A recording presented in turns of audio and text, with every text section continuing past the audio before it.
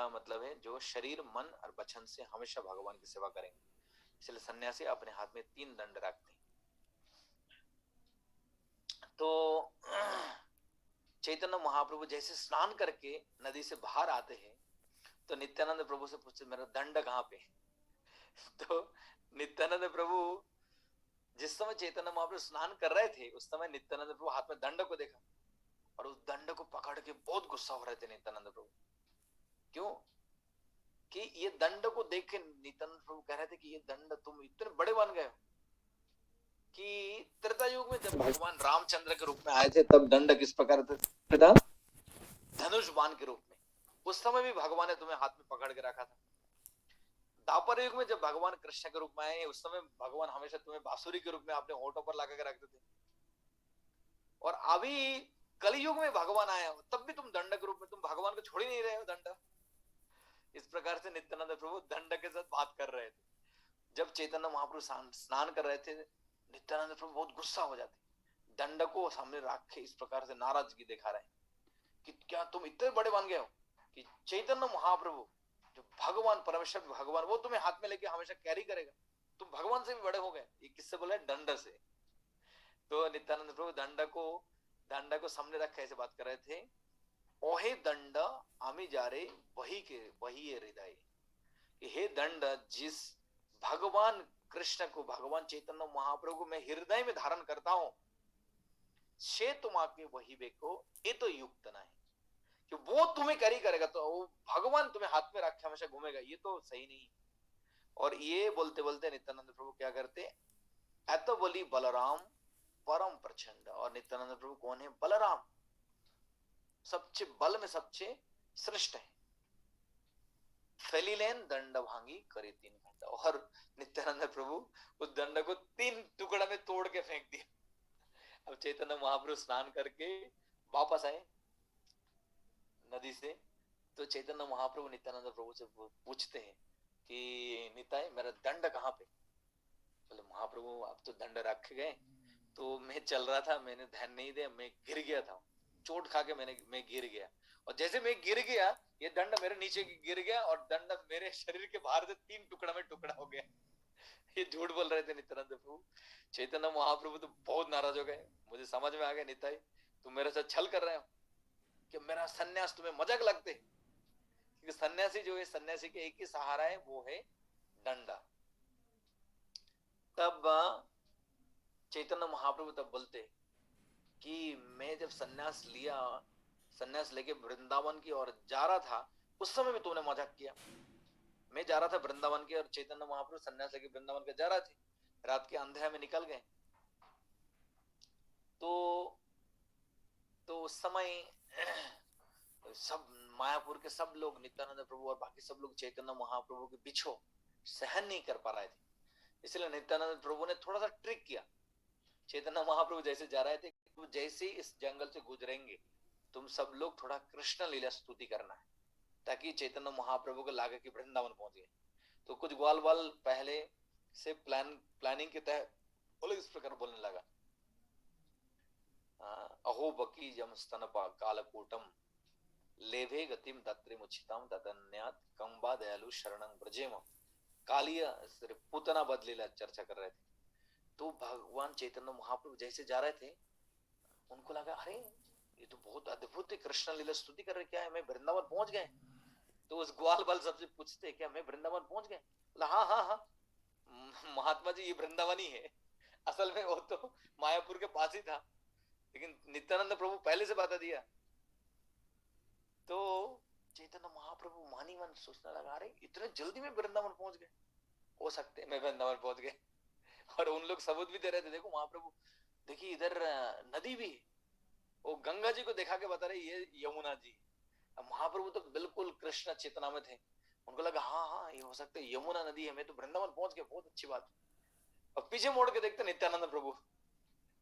तो चैतन्य महाप्रभु पूछते नित्यानंद तुम भी वृंदावन आ गए? हाँ महाप्रभु आपके पीछे पीछे हम भी आ गए। तो उनको नदी को दिखा के गंगा जी को बोलते ये यमुना है और वृंदावन में है, वृंदावन की वन है, गोवर्धन है, पहाड़ को दिखा के बताते। और नित्यानंद प्रभु बोलते चलो ये भले ही झूठ हो पर महाप्रभु जहां पे है वो तो वृंदावन ही है, एक प्रकार से झूठ नहीं भी है। और चैतन्य महाप्रभु बोलते अच्छे अच्छे वृंदावन बहुत अच्छी बात है, हम यमुना में थोड़ा डुबकी लगा लेते हैं। तो जैसे ही यमुना में मतलब गंगा जी में स्नान करने के लिए जाते हैं, नित्यानंद प्रभु पहले से प्लान करके अद्वैत आचार्य ठाकुर को बोल के रखा, जो नदी के उस पार उनका घर था, कि चैतन्य महाप्रभु को हम ऐसे ट्रिक करके नदी में लेकर आएंगे, और चूंकि एक ही वस्त्र में वो निकल गए संन्यास लेने के बाद, तुम कुछ सूखा कपड़ा लेकर आना। तो अद्वैत आचार्य नाव करके आते, और बीच नदी में जैसे महाप्रभु डुबकी लगा उठते, दिखते अद्वैत नदी नदी में नाव के ऊपर। तब चैतन्य महाप्रभु कहते हैं, अद्वैत तुम भी आ गए वृंदावन, सब लोग वृंदावन आ गए। तो अद्वैत आचार्य ठाकुर क्या बोले, महाप्रभु ठीक है हम आगे बात करेंगे, आप तो नाव में बैठिए, कपड़ा बदल लीजिए, हम थोड़ा आगे जाके बात करते। तब महाप्रभु को समझ में आ गए। महाप्रभु नित्यानंद प्रभु से बोलते, तुम क्या मेरा सन्यास तुम्हें मजाक लगते, मैं जा रहा था वृंदावन, तुमने मुझे घुमा के ट्रिक करके लेकर आया शांतिपुर वापस बंगाल में, मैं एक सन्यास लेने के बाद एक ही सहारा मेरे हाथ में था, वो डंडा है, उसको भी तुमने तोड़ दिया, कि मेरा सन्यास तुम्हें अच्छा नहीं लगते। तो इस प्रकार से नित्यानंद प्रभु चैतन्य महाप्रभु अद्भुत लीला है। चैतन्य महाप्रभु के हर एक लगभग सभी लीलाओं में नित्यानंद प्रभु थे, ये सन्यास से पहले, ये सन्यास के बाद। तो नित्यानंद प्रभु अवधूत माना जाते हैं, नित्यानंद प्रभु अवधूत माना जाते हैं। और अवधूत मतलब क्या है, जिनका बिल्कुल बाहरी ज्ञान चेतना है नहीं, बिल्कुल जो हमेशा कृष्ण चेतना में रहते हैं, इसलिए उनका नाम है नित्यानंद। नित्यानंद मतलब नित्य आनंद में जो रहते हैं, जो हमेशा कृष्ण प्रेम के नाते हमेशा नित्य आनंद में रहते, कृष्ण प्रेम में रहते, नित्यानंद में रहते, कृष्ण प्रेम में। इसलिए एक भजन में लिखते हैं, हा हा प्रभु नित्यानंद प्रेमानंद सुखी, कृपावलोकनो करो अमी बड़ दुखी। हे नित्यानंद प्रभु, आप चूंकि हमेशा प्रेमानंद में रहते, कृष्ण प्रेम के आनंद में रहते, इसलिए आप हमेशा सुखी हैं। तो आप कृपा करें मुझे, क्योंकि मैं दुखी हूं, आपकी कृपा मिलने से हम सुखी बन सके। तो भौतिक संसार में हम सब लोग दुखी हैं, हम सब लोग दुखी हैं, खास करके इस महामारी के समय। तो नित्यानंद प्रभु की अगर कृपा हो जाए तब हम सुखी बन सकते हैं। अवलोकन शब्द का अर्थ है कि कृपा दृष्टि, नित्यानंद प्रभु की कृपा दृष्टि हो जाए तब हम इस प्रकार हो सकते हैं। तो ये इस प्रकार से नित्यानंद प्रभु कृष्ण भक्ति प्रचार करते हैं, और कृष्ण भक्ति प्रचार करके नित्यानंद प्रभु इस प्रकार सब जीवों को उद्धार करते हैं। तो चैतन्य महाप्रभु की आज्ञा के अनुसार नित्यानंद प्रभु पूरे भारत में सभी जगह में इस प्रकार परिणाम प्रचार प्रसार करते हैं। हम जो अभी कृष्ण भक्ति कर रहे, सब कुछ कर रहे, ये नित्यानंद प्रभु की कृपा से। जब नित्यानंद प्रभु चैतन्य महाप्रभु के आदेश पर आ जाते बंगाल में, तो आके इस प्रकार नाम, हरि नाम की बाजार खोलते। एक भजन है, नदिया गोद्रु में नित्यानंद महाजन, पाती अच्छे नाम हट जीवेरो कारण। तो नदिया नवद्वीप में इस प्रकार नित्यानंद प्रभु नाम हट मतलब नाम की बाजार खोलते। हमने सब्जियों की बाजार देखा, अनाज की बाजार देखा, या शॉपिंग कॉम्प्लेक्स देखा, अलग अलग सामान बेचते हैं लोग। पर नित्यानंद प्रभु ने किसकी बाजार, कौन सी बाजार खोली? हरि नाम बेचने की। लेकिन ये भजन में बता रहे हैं कि, आगे बता रहे हैं कि श्रद्धावान जन है, श्रद्धावान जन। इस हरि नाम जो है, जिस बाजार में नित्यानंद प्रभु हरि नाम बेच रहे थे, तो उसमें वो मूल क्या है, किस कीमत से हम खरीद कर सकते हैं? तो पैसे देके हरि नाम खरीद कर सकते नहीं, एक ही चीज, वो क्या? श्रद्धा। अगर श्रद्धा है हमारे पास तभी हम हरि नाम खरीद सकते हैं। प्रभुरो आज्ञाय भाई मागी ए भिक्षा, बलो कृष्ण भजो कृष्ण करो कृष्ण शिक्षा। ये चैतन्य महाप्रभु की आज्ञा से मैं तुम सबसे ये भिक्षा कर रहा हूं। भगवान होते हुए भी हमसे याचना कर रहे, भिक्षा कर रहे कि आप सब लोग सिर्फ कृष्ण नाम बोलिए, कृष्ण की भजना करें, कृष्ण की शिक्षा ग्रहण करें, है ना। तो इस और फाइनली क्या बता रहे, कृष्ण रो संसार करो छाड़ी अनुचार। तो सबसे नित्यानंद प्रभु बता रहे एक ही चीज करना है, सभी शिक्षाओं का सार ये है कि हम भौतिक संसार में रहते हुए भी भौतिक संसारिक चीजों में लिप्त नहीं होकर हमें कृष्ण के संसार करना है।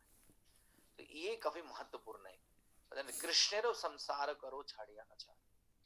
तो हम जब अनाचार गलत चीजों को छोड़ देंगे तो वो कृष्ण का संसार हो जाएगा। और ये गलत क्या है, जो हम 4 नियम है, अमिताहार नहीं करना है, नशा नहीं करना है, जुआ नहीं खेलना है, अवैध संबंध नहीं करना है, तो ये त्याग करके जिस घर पे सब लोग भगवान का नाम जप करते वो है कृष्ण का संसार। तो हमें भौतिक संसार नहीं बनाना है, हमें खुद का संसार नहीं बनाना है, माया का संसार नहीं बनाना है, कृष्ण का संसार बनाना है। ये नित्यानंद प्रभु की शिक्षा है। और साथ में 3 महत्वपूर्ण चीज नित्यानंद प्रभु कहते हैं, जीवे दया कृष्ण नाम सर्वधर्म सार। ये 3, हमें जीवे दया, दूसरे दूसरे दूसरे जीवों के प्रति हमें दया करनी चाहिए। क्या है, उनको हम जब भी किसी से मिलेंगे भगवान के बारे में, हरिनाम के बारे में बता सकते हैं। और कृष्ण नाम, हमें भगवान का नाम जप करना चाहिए। ये दोनों चीज जो है सर्वधर्म सार, सभी धर्म का सार ये है। 2 चीज हमें संक्षिप्त में हम ये बोल सकते हैं, हरिनाम करना है, हरे कृष्णा कृष्ण कृष्ण हरे हरे, हरे राम राम राम हरे हरे, हरिनाम करना है और सबका हरिनाम के बारे में बताना है। बस ये नित्यानंद प्रभु की शिक्षा है। तो आज के दिन बहुत ही महत्वपूर्ण नित्यानंद प्रभु की आविर्भाव तिथि, तो हम नित्यानंद प्रभु से प्रार्थना करते हैं आज के दिन, ताकि नित्यानंद प्रभु की कृपा से हम चैतन्य महाप्रभु की जो शिक्षा है, चैतन्य महाप्रभु की ये कृष्ण भावनामृत की जो प्रोसेस है, हम सब ठीक से फॉलो कर पाए। Hare Krishna. Thank you everyone. यहाँ पे विराम देता हूँ आज। हरे कृष्ण। थैंक यू प्रभु, बहुत धन्यवाद।